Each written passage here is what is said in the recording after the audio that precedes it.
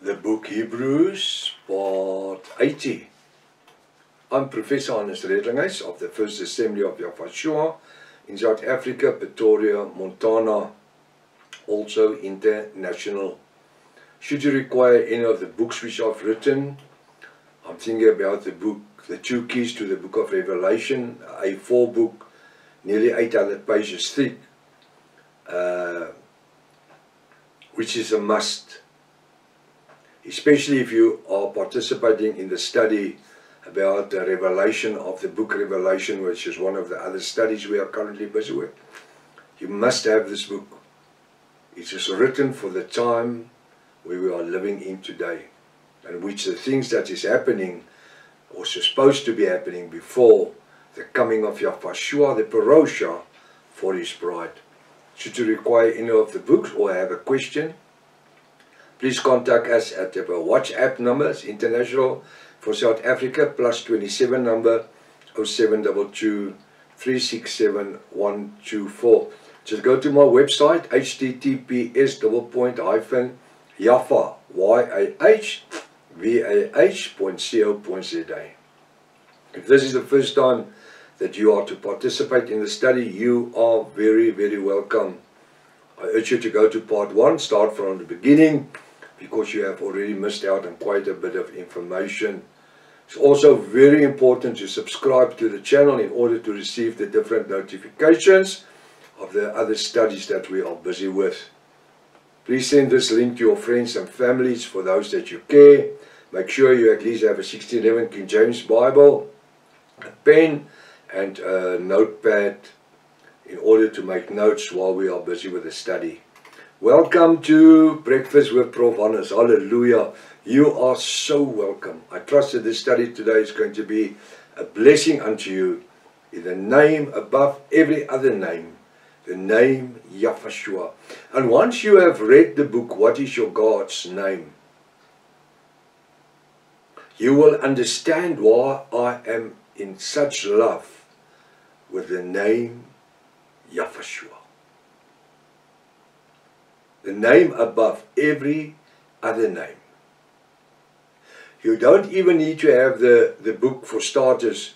Go to my website, and where you open it, it says articles. It says studies on the top, next to it articles. Go to the articles, click on it, it will open and you go to the article.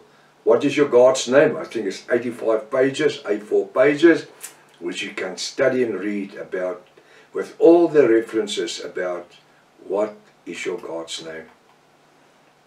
We are to continue where we left off yesterday morning. We are busy with Hebrews 3 verse 14. Now I'm still going to concentrate on verse 14, which we used yesterday morning, which is a bit more to be said about. For we who are part of the bride of Yahweh are made partakers of Yahweh. We are made. Be able to be made, we need to come to. We are to partake of. Just that don't happen by self. We need to become part of. There's action. Starting with, I want to. Once you want to, you can. Are made partakers of Yahweh. If we hold the beginning of our confession steadfast unto the end. It's not the beginning, it's the end that's very important. Verse 15. While it is said today, if we hear his, that's Yahweh's voice, that his, capital H, today, even in this 21st century today, if we hear his voice, how does he speak? Speaks through the Ruach HaKodesh. Harden not your hearts as in the provocation. Now today with the internet and all the disinformation, and that's why we have most of the time a disinformation society around us. People doesn't want to know about the truth, the revelation truth and the gospel of Yahweh. rather believing somebody, an atheist, that's written an article about the coming of Yahushua, or the coming of Jesus Christ, as they call it. Believing that person rather, because it's on internet. While the Bible says we do not need to harden our hearts. It's not my heart, it's my mindset. As in the provocation. And today there's a lot of reasons why we can, as in the provocation. A lot of reasons. But I want to say, I rather want to serve Yahushua in the time which we are living in. We've been called in the best of times ever. Somebody said the other day, it's very hard. They actually use the words, very hard to serve God today. It's not. It's much easier. Especially if you know the word. It's easier to show people about the lies on internet and on YouTube and Facebook and all these things. The things as I said.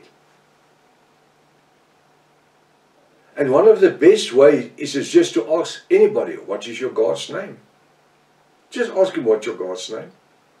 And you have a conversation. Whether it's a Muslim or a Buddhist or a Christian or Jew, just ask him, what is your God's name? They do not know their God's name. For some, then they had heard that provoke. Verse 16. Howbeit not all that come out of Egypt by Moses? But with whom was he, that he should be a capital H, which is Yahuwah, grieved 40 years? Was it not with them that have sinned, those whose carcasses fell in the wilderness? That whole generation died in the desert. Why? The whole generation of basically 3 million people died in the desert. Do you know over 40 years how many carcasses there were? I think it was totally impossible for them to bury them all. And I think there would have been a lot of vulture birds of prey that just draw with him. Because somewhere there will be carcasses to feed from. They died. Why? Why did these people die in the desert over a period of 40 years? Why? Because of sin. Because of sin. It is sin that's going to keep people from heaven. It is sin that's going to cause people to burn in hell. Today, on a lot of these charismatic and Protestant views, they don't preach about sin and hell anymore. They don't preach about repentance. 99% of them preach about prosperity, milking the cow, taking from the poor, building their bank's accounts. It's not what Yahuwah wants. Yes, we have an obligation to the kingdom works of Yahuwah to provide in the finances, but it's not like milking a cow. Money becoming the God. It's not what it's supposed to be. Even in the time of Yahushua, when the Pharisees, Sadducees tried to push Yahushua in a corner. Do you pay taxes? Do you pay your tax? Yahushua took a coin and says, whose face on the coin? He says, the Caesar's. He says, so give to the Caesar what is his, and give unto Yahweh which is his. With other words, blessing the kingdom's work, but not taking from the poor to fill your own bank accounts. But with whom was he grieved 40 years? Was it not with them that he is a capital H? Was it not with them that have sinned, whose carcasses fell in the wilderness? It was.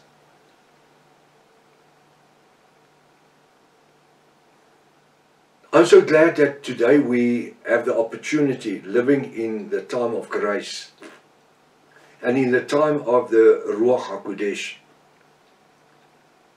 which facilitate everything that I believe in. The Ruach HaKodesh is that which is keeping us together. If it was not for the Ruach HaKodesh, we'd have been fallen apart many years ago. Because that is what is within us. What happened when Yahweh blew into Adam? Genesis 2 verse 7 or verse 8. After he made Adam, create him with his hand, he blew in his nostrils the breath of life, and he became an ever-living soul. What are we today? We are not a soul. There's a lot of people say that we are a soul. We're not a soul. We consist of body, soul, and mind. Spirit. Body, spirit, and mind, if I can use it that way. So at the end of the day, Yahweh has made us unto his image. We are made unto the glory of Yahweh. But these people, these Israelites that came from Egypt, they lost everything they had. Although they were slaves for 430 years. They most probably didn't have much, but it was left behind in Egypt. And they were supposed to, on their journey, having a vision of a land of milk and honey. But their sins became a wall in front of Yahweh, and they all died in the desert. He said, but with whom was he, Yahweh Almighty, grieved 40 years? Was it not with them that have sinned, whose carcasses fell in the wilderness? And to whom swore he, that he is a capital H? And to whom swore he that they should not enter into his, capital H, Yahweh Almighty's rest, but to them that believed not. They were unbelievers. They were unbelievers. They didn't have the 613 laws of Moses when they came from Egypt. The 613 laws of Moses would be given unto Moses over a period of 40 years. As they continued on their journey, Father Yahweh would give unto Moses certain instructions, certain laws and bylaws, commandments. To do what? To train these slaves, those that had the mentality of a slave. He had to train in the word.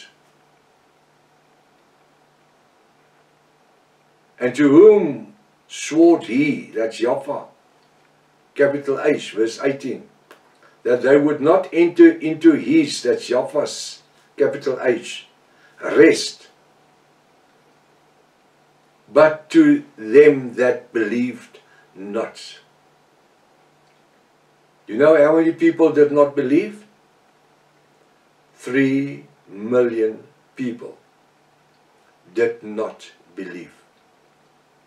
They died in their sins in the desert.